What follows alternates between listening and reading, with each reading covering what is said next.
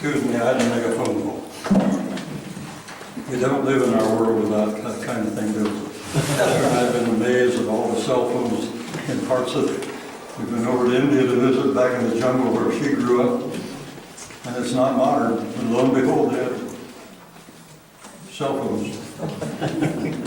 We were out there in Holmes County and I heard about this woman that didn't make the curve in her car and ran down in the field, and this Amish lady came by with a horse and buggy, and she stopped and called down and said, "Would you like to use my cell phone?"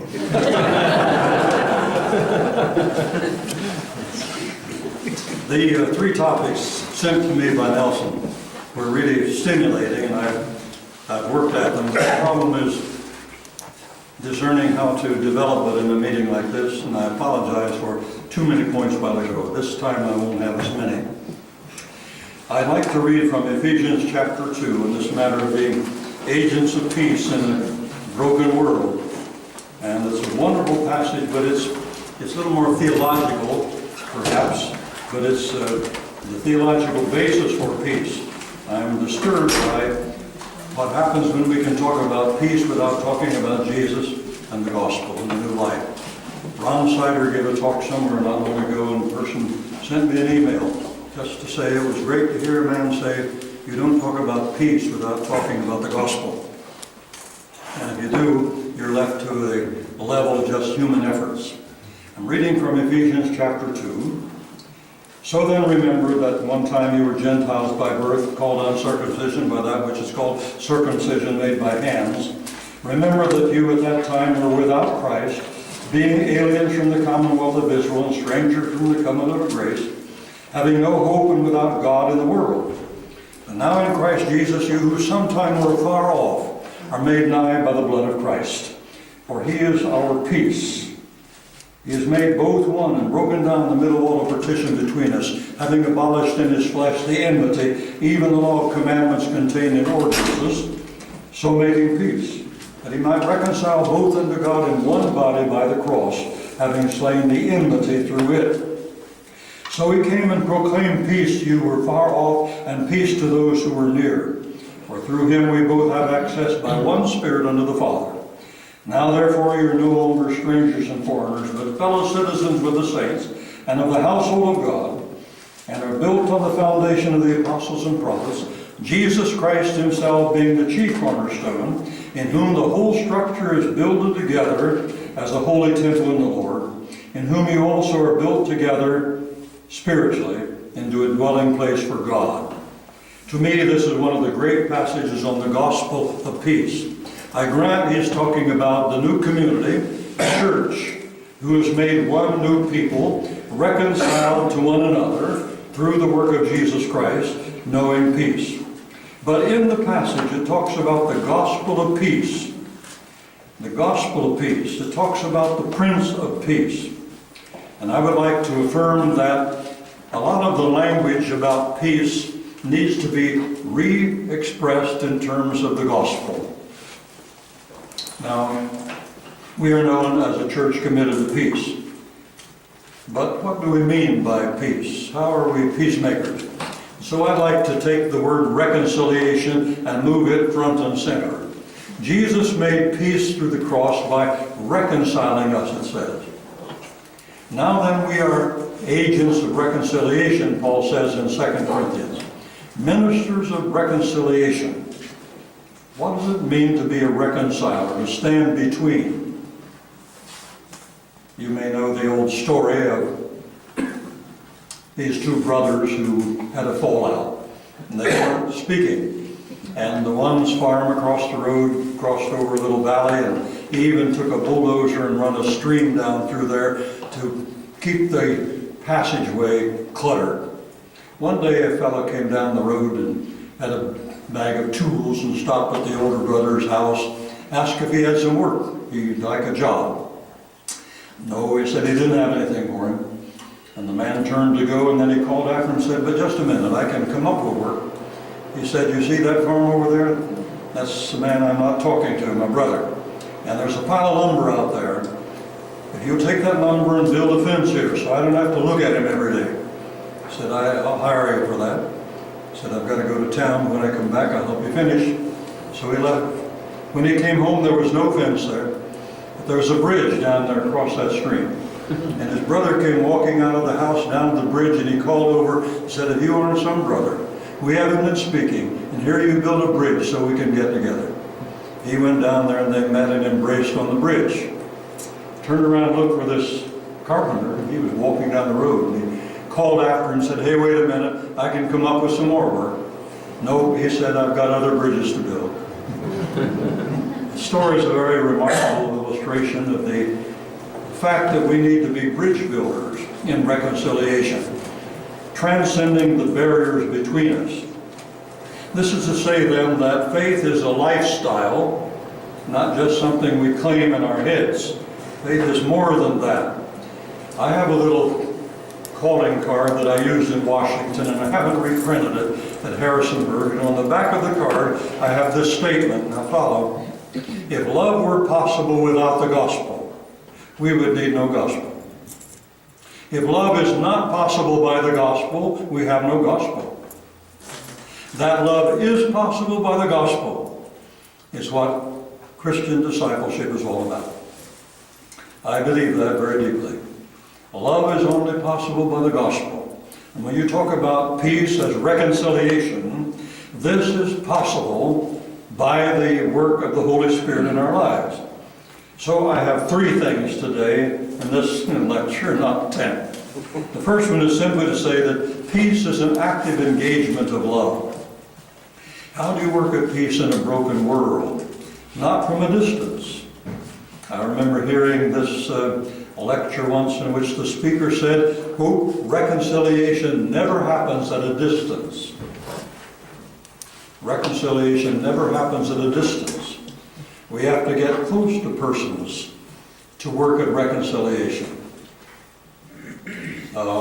Bill Pinnell used to come and minister among us, and Esther reminds me of one of his statements, and that had to do with the way faith is the experience of Jesus in your life. And I would say, can you give it more correctly? Faith is allowing God to be Himself in us. All right. Faith is allowing God to be Himself in us. It's not just a mental admission. It's not just a confessional statement. It's an attitude, a spirit of opening oneself to Him. So I would say peace is an active engagement of love. It's one thing to talk about that between us and a neighbor, somebody close to. There was a faculty member years ago that you wouldn't know this story, but he wanted my position, and that was obvious. He made it obvious, and it was rather miserable. And so we had some problems. So I brought a consultant once, and we sat together and talked, and he heard each one out differently. And then he wrapped it up by saying, patterns of administration depend on what an administrator is comfortable with. And Myron is president. You may not agree with his patterns, but you are working for him. You follow his pattern, because there is no one method, he said. So you don't create problem by pitting your idea against his. Well, that was helpful, but it didn't cure everything. It was some years later. We're in Washington, D.C. I get a call from this chap. He says, "I need to talk to you." So he came over to Washington, he and his wife, and sat down with Esther and me. And there we had the reconciliation that was needed. And we're still friends. But it costs a little something to work at reconciliation. So I don't want to leave peace way out there. But the topic given me was, in a broken world, how do you work at peace? Let me give you a couple of classic illustrations. The ministry of David Shank from Lancaster. All around the world, meeting with Islamic people, not compromising the gospel of Jesus, but respecting them and their position, and opening up conversation. And I listened to him just the other week down on campus, meeting with a group, and he was talking about his conversation with Muslim leaders and what was happening in that conversation. And I think too often we back away from actually sharing with them. We have a Muslim mosque in Harrisonburg, and some people put graffiti on it that was really denigrating the other year. And so the church as a community called a Sunday afternoon meeting to work at healing. and some policemen and others were out there painting over that graffiti to fix it up, you know. And they asked me to be one of the speakers. So I told them at the beginning that I speak as a follower of Jesus, and I went from that to talk about the way of love and peace, and sought by my illustration to be respectful of my Islamic neighbors. One of those men was over at EMU for a confab the other day. Oh, he came to hear David Shank. And this man, I well remember, we brought, from a committee in town that I was on, we brought Archbishop Tutu from South Africa to speak in a series there at JMU. And so he arrived at the hotel, and the next morning our committee met for breakfast. And we were there having something, and I saw my Muslim friend. He wasn't eating anything. And I walked over and said, you're not eating. He said, it's Ramadan. Oh, I said, I overlooked that. And I nodded my head, and then I looked at him and said, but this evening's dinner is at 5 o'clock. What are you going to do this evening? He said, I've been wrestling with that. And I smiled and said, you know, I don't think God's as legalistic as we make him. He said, thank you. I'll be there. We keep up our conversation. But the one thing one has to be careful about is you don't stand judgmentally and put the other person down, as you well know. We relate with respect, even though we have difference. How do you work at peace? Well, I'd say David Shank is a model. Another illustration from your neighbors would be global disciples. I can hardly believe all the things that have happened there. I was involved at the beginning of that board up here when Galen moved from his work with the mission board to this more flexible program that didn't have to just work with our workers out there. And now they're in 70-some countries all around the world, and they're enabling people to become involved in ways that I'm just, frankly, dumbfounded about. I think Global Disciples is a good example because they have reached across these lines that divide. Let me give you another one. You may remember when Graham Staines and his family from Australia in mission work in India. And one night Graham Staines and his 2 sons were out on a preaching tour, and they parked their van and crawled under the van on some blankets to sleep. And some Hindu radicals came and threw gasoline around it, and they never awoke. They lit it afire, and they never came out. The 3 of them were killed.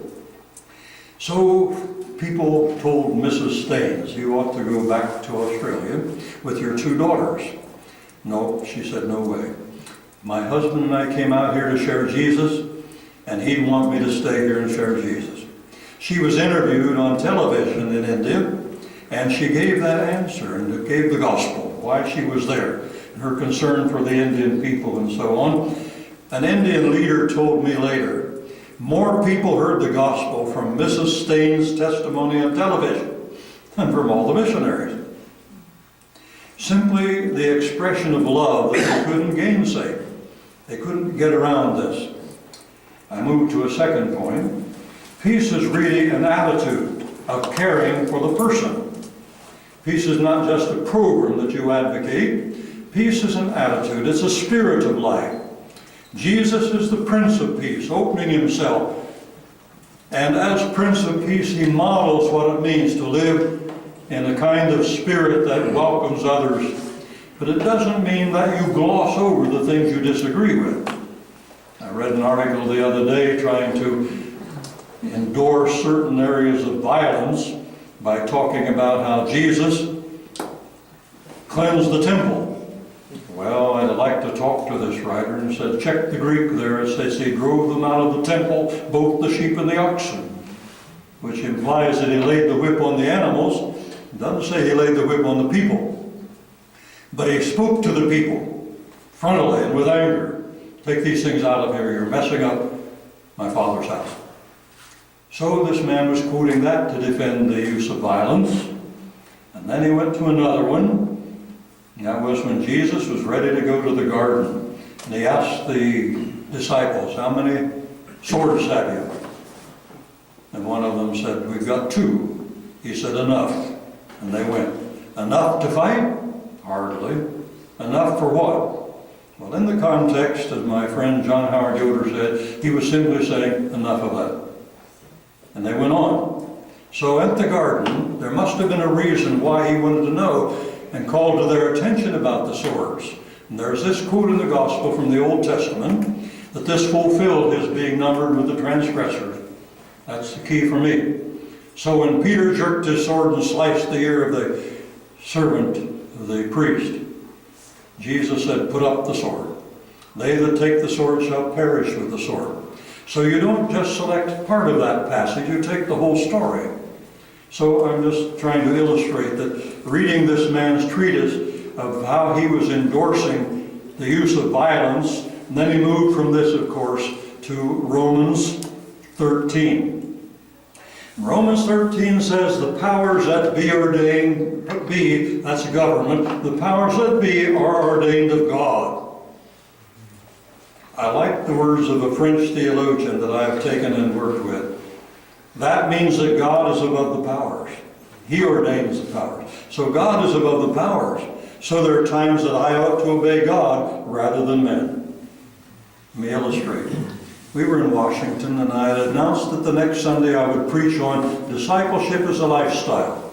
During that week, President Bush, the senior, moved us into the war that Kuwait, I believe it was. Yes. So Sunday morning I get up to speak. And I said last Sunday I announced I'd preach on discipleship as a lifestyle. And then I worked out 8 points to illustrate what it means. That Jesus is Lord and that He has a kingdom. And I went down the line on those 8 points that had to do with peace and reconciliation and so on. But now I said this week, our president has moved us in there, into war. And he's my president. Do I forget those 8 points and put his point above them? Say, okay, Mr. Bush? Or do I keep those 8 points up there and let that determine how I relate to the government? And I went on over those 8 points. There was a young chap there who worked in the Office of Military Intelligence. After the meeting, he said, "Myron, I've got to talk to you." He told me where he worked. He said, "I've been attending here." He said, "I thought that was my life work, but after this morning, I need to talk." So the next morning, we met at Union Station for breakfast, and we went over this. I didn't tell him dogmatically what he had to do and to quit his job and so on. But 2 weeks later, he told the Sunday school class, "I quit my job. I need your prayers that I find something to do." All because of facing up to the difference between the call of Christ to live as peacemakers and simply respecting government. Now, I, as a Christian, agree with Minna Simons. We are to respect government, but we don't give it our absolute allegiance. And to be respectful is a way to be heard as being an agent of peace. If you turn to, I'm not asking it right now, but if you go to the passage in Luke 6, where Jesus says, "Love your enemies, turn the other cheek, go the second mile. If it takes your coat, give him your vest too," and so on.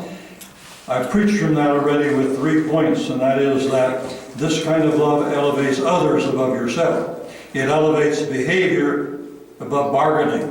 It elevates persons above the material. What does it mean to turn the other cheek? You know, when somebody smites you on one cheek and you turn the other, from there on you have the advantage, because that person will stand there and say, "What's different about this guy? What makes him behave that way? What?" And so it opens up conversation. But if you strike him back, you've ended it. You've treated him the same level. And Jesus is calling us to a different lifestyle. But it's not always easy. Come right down home to congregational life. I don't know this man, but I've read about him. A bishop in Lancaster here by the name of Benny Stoltzfus. Anybody know that name? Some years ago. Well, Sunday morning, Benny Stoltzfus, a bishop, and his other ministers had to deal with a man's behavior. And they called him to task, and then they excommunicated him publicly from the church. That was Sunday morning. Monday morning, Bishop Stoltzfus is over helping this man in his field. Never said a word about it, just worked with him. Tuesday morning is back, worked with him. Wednesday morning is back, worked with him. All week till Friday. Finally the man threw his shovel down and said, Bishop, I'll make my confession. I'm coming back to the church. All because of this man's reconciling love. That isn't always easy, but love has a way of winning. And if it doesn't and we suffer, we still have the inner satisfaction of doing the will of God. So I would say peace is then an attitude that cares about the other person. And my third point is simply that it's an affirmation of the well-being of the other. We don't want an image of always thinking we have to be in charge or in control. We want the pattern of being there as my brother's brother, a neighbor to my neighbor. When I say my brother's brother, sometimes I'm asked the question from the Old Testament, am I my brother's keeper? That's what Cain asked God, am I my brother's keeper? And God didn't say, yes, you are. He said, the voice of your brother's blood cries to me from the ground. So I preach from that text to say, am I my brother's keeper? No way. I'm my brother's brother. But you almost have to come to the New Testament to get that.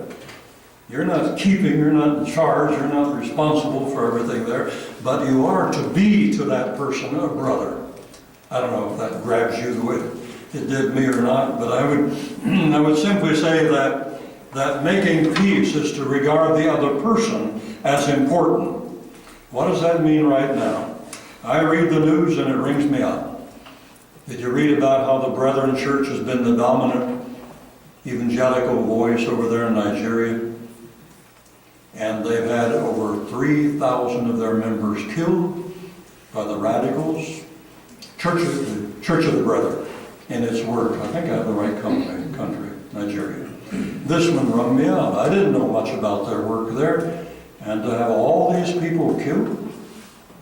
I've read stories when the problem in Nigeria was between the Tutu and the Hutu. And the one force came to this church and said, if there are any Tutus in here, get out. We're going to take care of the rest. There were. It was a mixed group. Nobody left. So all the Tutu members died with the Hutu members. As an identification with them, that rings me out. I ask, what would I have done in that setting? If I ask the question, how is God witnessing to peace in some of those difficult countries? Any way you and I can be of support to the Christian people there, not just with dollars, but with encouragement. I'd like to find more ways than I have found. But I read those stories and I read them reported so briefly. And on the news media, they didn't even cover, to my knowledge, that account of the Church of the Brethren people. They did cover for a while that group that came in and kidnapped all those young women from a school and so on. Now that's been back in the news. But it has to have some kind of political or international interest for them. But from the church standpoint, in many countries now, to be a Christian means you may lose your head. And in many countries with the movement of the radical Muslims, not all Muslims are this way, don't misread me. There are followers of Islam that are very, very gracious and tolerant.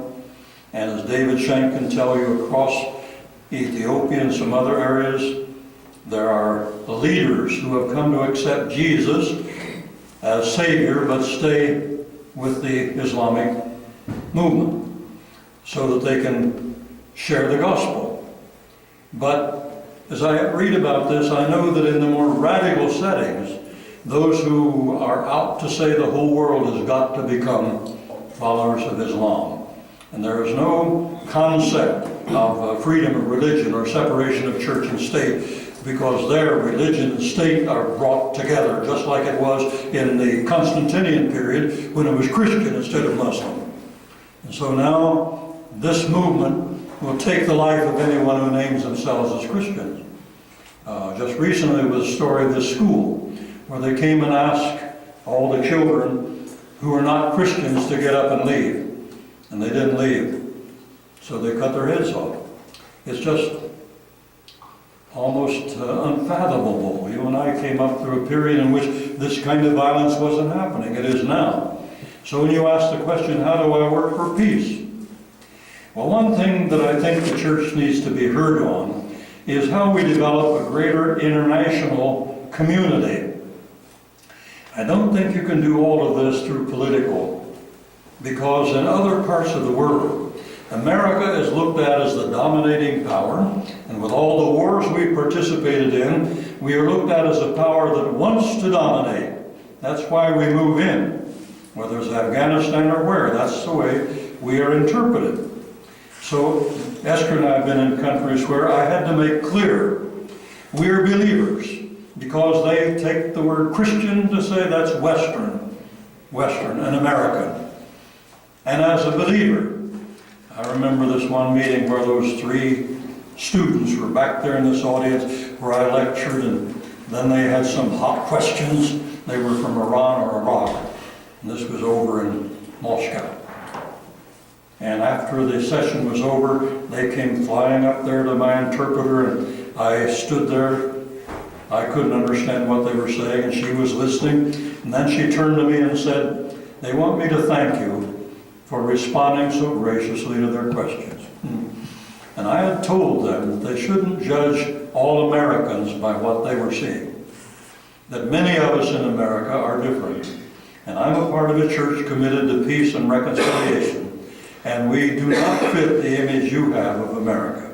And I'd like you to understand the Christian faith from another perspective than the way you see it, in the nationalistic expression that you call Christian over against Hindu or Muslim and so on. But that's the way in many parts of the world you have to wrestle with this and work with it. How do we witness then to people in the political realm? When you have opportunity, you do so by calling us to treat others as neighbors. I applaud Jimmy Carter. He may not have been the strongest president we have seen, but he's one of the greatest ex-presidents from the kind of ministry that man has carried on in many parts of the world. He is a Baptist man with a deep commitment to faith. We brought him to speak at Harrisonburg, and I've had the chance of talking with him personally, and there's something about his faith that is very moving in other countries, but he still carries on one shoulder the church and on the other his political history. How do you talk to people in that area? I think what he has tried has been written off by a lot of people in the country, because they're more inclined to this power image in the world. And we've got to find ways to encourage political people to think more about international relations that can be helpful and constructive. Just imagine what a difference it would make in the world if all that we spend on military equipment, and we marketed that in countries where it was for the dollar. And now in some of those countries, like ISIS, this new movement, they're using American military equipment back against us. What would happen if that money had been used for benevolent things as schools and food and so on? There are countries over there that are radically different, because people have gone and taught them how to farm, how to grow things for food, how to share. But when you ask this question, it's very difficult. And then when you look even at the fact that the world didn't have 1 billion people until 1831. By 1931, we had 2 billion. By 1961, I remember when it was announced, 3 billion people in the world. Wow. And people said, can we feed that many? How can we live together? You increase the number, you're increasing the dangers of violence. You know how many we've got today? 7,800,000,000. How in the world are we going to live in the next period of history? In that kind of world? Well, the church can model something that isn't being modeled by competitive powers. There has to be something different. So I'd like to encourage everyone who's being heard by political people. One reason I have high regard for Jim Wallace in Washington is that he has more access now, because he's stayed right in there, bless his heart. He has more access to congressmen and senators than any other preacher I know right now. And so my hat's off to him for what he's doing. And I'd like to encourage him every way I can. Well, that's a little rambling on this third point of how you look out for the well-being of others. But when you ask how do we appeal to national leaders to look out in this way? But there are things that bring this right down where we live, and you know as I do that in most of our communities, we are known as a separate people in the community. But we're not as separate as we used to be. And I'd like to be sure that we regain I'll speak to that in the next message a little more, regain an emphasis on nonconformity. That would let it be clear that we live by a different philosophy. I don't know if this is a good illustration, but the other Sunday morning, before I left for Oklahoma, we were down at Parkview Church, and the pastor, who does a good job in his preaching, preached a sermon on stewardship. And he used some illustrations. Now that really meant this man gave up all that he had to help these people. And so there was a man sitting right in front of me who was the son of a person who developed quite a business in Harrisonburg, and now he's in charge of this business. So when the service was over, I reached up and tapped him on the shoulder, and he turned around, and I said, let me tell you something about a man in Lancaster by the name of Ivan Martin that I knew years ago. I said, he came to me after a message one day and said, Myron, to be a good disciple, do I sell my business and give it all to the poor and live on peanuts? Or do I keep my business as a calling to enable these several hundred people that work for me? And I said, your gift is not preaching, I'm talking to this chap, but you have a gift to manage a business. I'd like to challenge you to manage it for the well-being of all the people you touch as your stewardship.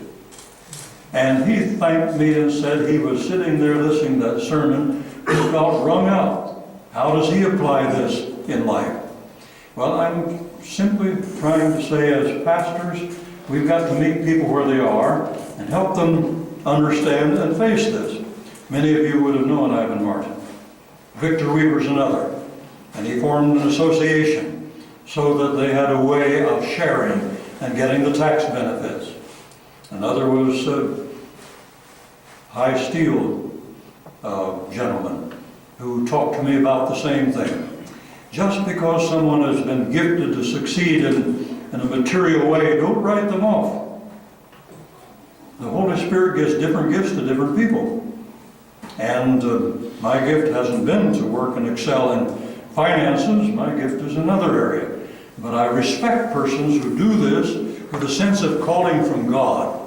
Now, I tell you that to say, when you think in terms of the international scene, how do we handle our privileges? Nelson told you they were along on one of our Anabaptist history tours. I think before that one, we took a group to East Africa to visit the mission field there. And these three men that I just mentioned and their wives were on that tour. We went through the Serengeti, we enjoyed all the animals and everything and so on, but they would keep slipping up and saying, when do we get to Nairobi, not Nairobi, eastern area, our Mennonite mission work there? I said, tomorrow. So the next day with our three vans, we drove into that community. We went to a school where there were thousands of students and so on. I think there were 400 in that day's chapel. Anyway, I never forget how these men were the ones who were really interested in the church work, because they said, we through the Eastern Mission Board helped plant these churches, and we want to see what's happening there, what they were doing. I'll never forget Bishop Kasari thanking me for bringing this group, saying that it means something to have a group come in fellowship and encouragement, not just administrators. But there was a humbling experience to me. We had Mama Zara along from up Lowville, New York. Somebody here from Lowville? You would know her, okay. Mama Zara along. And she was mother of, what, 9 children or more? Her husband wasn't living, 11 children. We get to this Mennonite community. I mean, I was in the background. Mama Zara was featured right up front. She is the mama of the group, and they really gave her a wonderful time there. It was great. Esther and I got a charge out of this kind of value system that they had was a little different, but very expressive. I'm overtime, I believe, there. I forgot the time I'm going to have here. 11:30? Right at it. One more story then. This comes out of Anabaptist history about the 17th century. This Mennonite preacher, it's called Mennonites now, over there in Prussia, got awake one morning hearing a noise, and he caught on that these neighbors that had been his critics had ganged up and were up tearing off the tile roof and throwing it down to run him out of town. So he got his wife awake and said, "Get a breakfast ready for a group." So she goes down, got the breakfast ready, and he went out and called up to these guys on the roof, said, "You've been working up there a good while. You must be hungry. My wife has breakfast ready. Come down and join us." They came down off the roof, rather sheepish, as Dad would say, came in, sat around the table, embarrassed, and then he led in prayer, asked God's blessing on them and their families. They couldn't eat. They were there a little bit. They looked at each other and got up, and out they went and started putting the tile roof back on. It's a wonderful story. It's in a book of stories that you may even have, that a lady or woman wrote to keep some of these alive. I can't even recall her name now, but I have her story. But it's an illustration of how love can even overcome the distances and the differences. I have other of those, but I must conclude. Agents of His peace. It's an attitude and a spirit. Let me just say that something different between our church's approach to the national and international issues than what I've heard from a lot of people. But I'm very thankful today that there are people of various movements who aren't identified as Mennonites, but who have bought into an Anabaptist faith. And they are promoting this in their circles, in their denominations. You know Boyd from out there in Minnesota, and he's a champion. He had 5,000 people in his church. When he started preaching in Anabaptist nonviolence, he lost a couple thousand of them, but he still had 3,000, and he's made an impact. One of the men I respect very highly wrote the foreword to my little book on men of Simons, and that foreword is worth the book, because he writes a critique of Anabaptist faith. Timothy George, down at Beeson Divinity School, Birmingham, Alabama, Southern Baptist, has taken a deep commitment to what it means to respect this principle of faith as a part of the message the church must be sharing today. How to do that better, more effectively? Most of us are so involved in the community circle in which we move that dialogue with other people is not easy. Well, one word of advice there. We need to find better ways of inviting them to be heard. Because when I hear my neighbor, then I can share what it is that I think I have to offer. But if you just go with a compulsion to share what we have, you may drive the other person back in defense and alienate the other person rather than engage them. That's just purely a practical observation. Well, let me open it. We have time for it? Yeah, we have till about 12 if there's discussion. Till 12. Well, then we've got time for some questions and discussion. This is a topic that no one is an authority on. We work at it. There are programs that I admire. I used to be a little critical of MCC, that it wasn't evangelical enough or evangelistic enough. But I have found that there are countries of the world where MCC, just by deeds of love, has built bridges that the mission boards didn't. I have even found that some earlier mission programs were too Western and not enough empathy. I shouldn't tell all of the stories, but I think of one of our missionaries, highly respected in Mennonite history, who bought in India into the British pattern in their occupation, who intimidated the Indian people. And if a British man was riding a horse and met an Indian man on a horse, that man had to stop and get off before they would pass, in respect to this British man. Would you believe a Mennonite missionary riding his horse, met a man on a horse, and stopped until he got off, and then he nodded and rode on by. I don't need to tell you who it was, I won't do that. But I'm simply saying that there are some things back there we're not proud of. We had to learn what it is to stand alongside, be my brother's brother, so that the meaning of peace is fleshed out. Pardon me, I started that story and couldn't quit it, but you had your hand up. I wrestle a bit with how to think about sometimes the Romans 13 passage in terms of, is government allowed to protect its own shores by the use of the sword?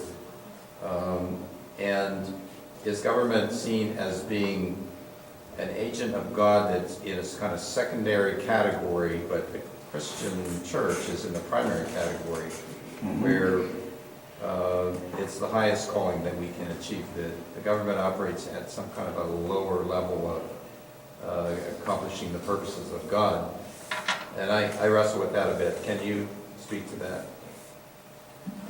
You know, in Washington, and if I could use the chalkboard, you can see it in the air here. I would say the typical Protestant approach is draw a line here, and the church is God's right arm, and the government is the left arm. That's Luther and so on down through.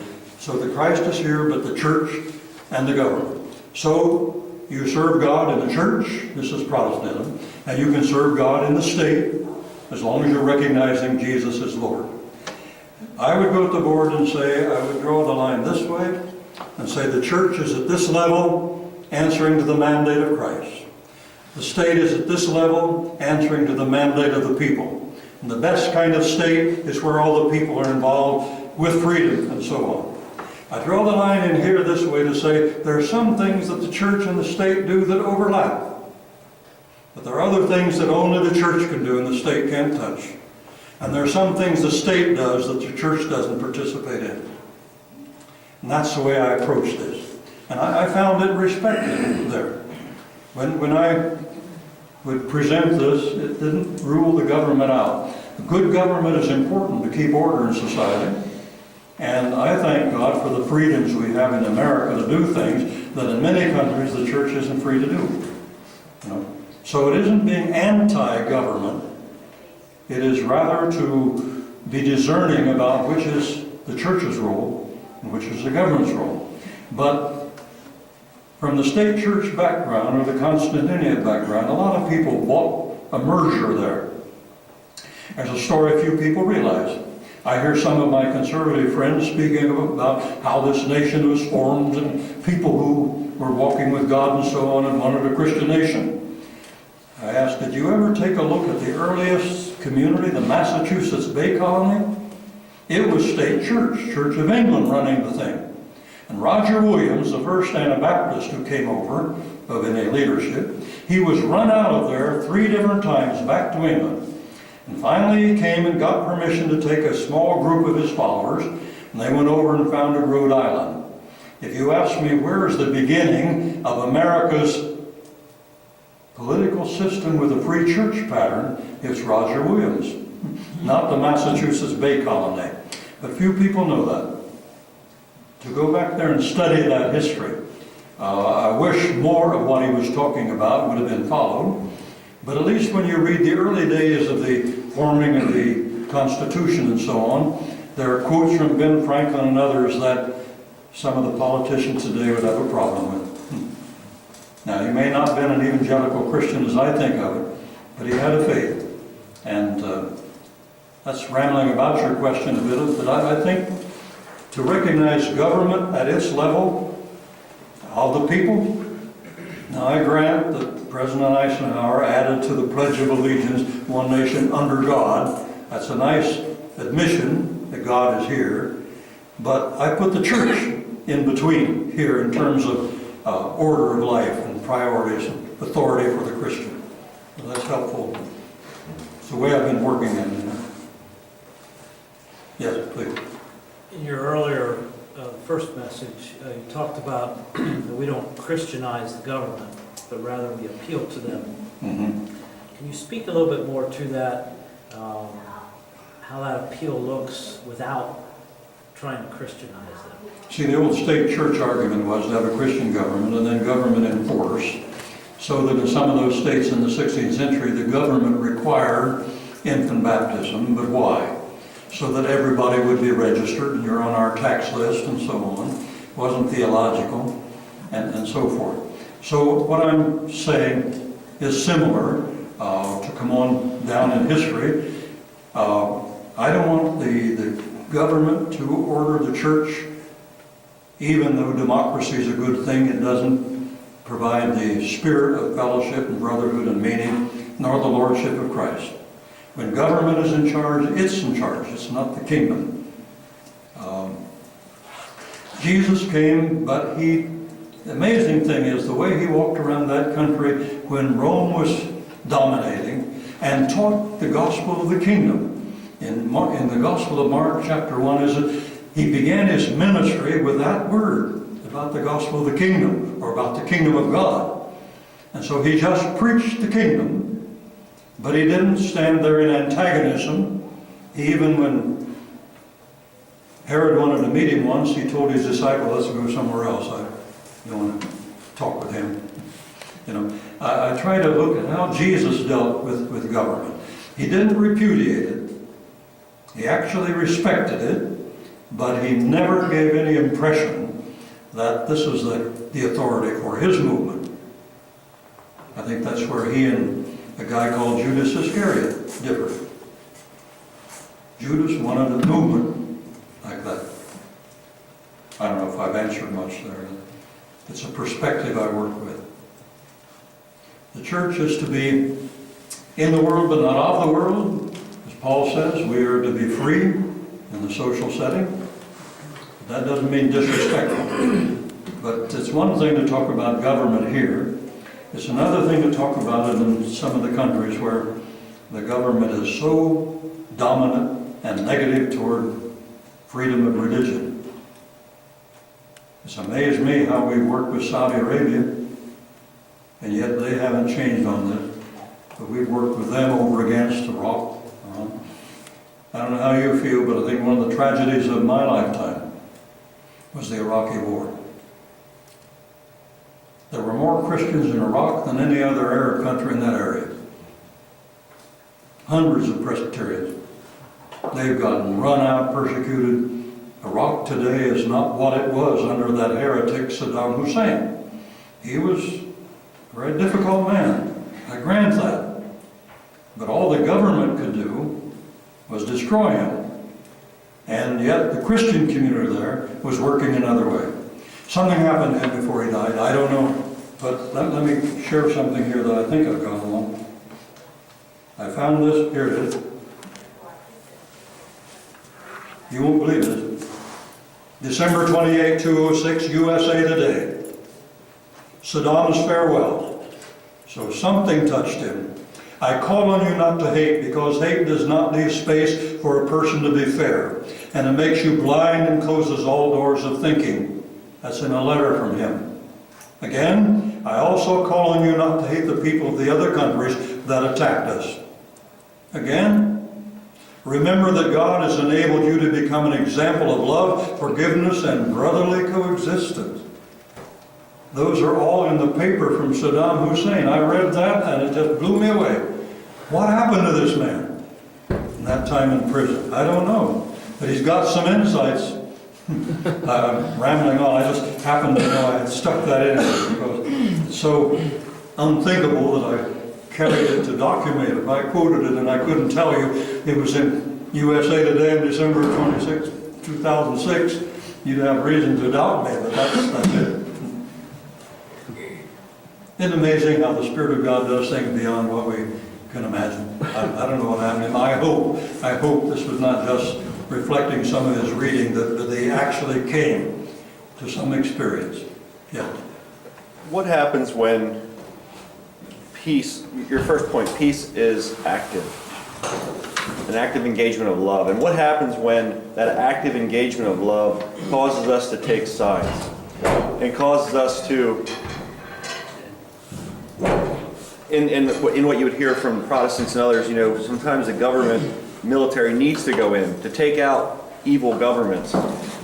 How do we respond to that? Because there are times that we're called to be active in our love, engagement of love, and it might be against the other side. I'm not saying that we personally take up arms and kill others, but it pits us against forces. And Why don't you ask an easy question? because I figure you might have an answer for the tough one here. Oh, I don't have an answer. I know I'm thankful for a government that keeps order. And it's important to me when they move into some settings in our country and call a halt to it. And the one out there in Missouri, I'm looking for more action from the government on that. I don't think justice is served by letting the black community suffer in a way that lets the white policeman get by without some expression that would give the black community awareness that the government calls for higher integrity than that in its police force. Now that's to make it local. I think government has a responsibility, as Paul says in 1 Romans 13 and Peter said. But your question about going into another country where there's tyranny and so on, that's a very difficult one. Because we have tended to do it from our superior power more than to cooperate with other countries who would feel the same way. So what our President Obama has done in Syria to try and marshal other countries to share, I applaud that. I think that was a major move. He's been criticized that he could have just moved in there and used our superior strength. And he's been criticized, I don't name the critics, that what he'd done was weak. But I think long range, by marshaling the others, just project now. Suppose this doesn't work and that nation survives. We haven't even talked about what we do then, this new proposed nation. Or suppose they crush it. Now the next question is, how do we help those different parties that are divided there come together? So it's not something that will be answered tomorrow. We're going to have to live with it, but I'm concerned that we